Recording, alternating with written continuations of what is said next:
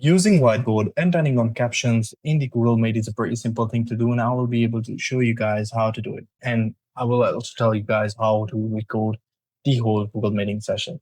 So for that, the process is very simple, easy, and to the point. Make sure you follow the video till the end and get to know about it.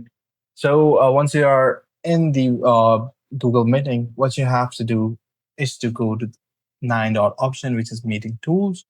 And here you guys can see that I have installed an add-on which says collaborative whiteboard. How you guys can do it, just go to plus icon which says get add-ons. And once it's been loaded up, what you have to do is to search for. So here, there are a lot of whiteboards that you guys can install and which are absolutely free. So install any one of them. I have installed this one. And then what you have to do next step is just click on that board and it will be open right away. So it's that simple, that easy. All you have to do is to click on whiteboard and it will open up the whiteboard pretty easily. Now you guys can see that my whiteboard is open up. I can open up different sort of AI chat on my left hand side, and on the right hand side I'll be able to see all of this.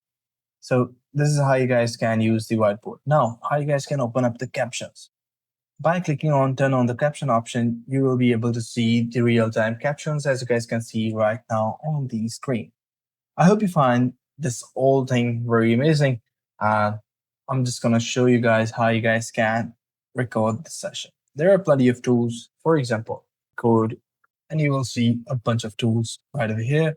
So, which is free Chrome extension to record your screen is Loom, record a video meeting, but the one I prefer is Streamlabs.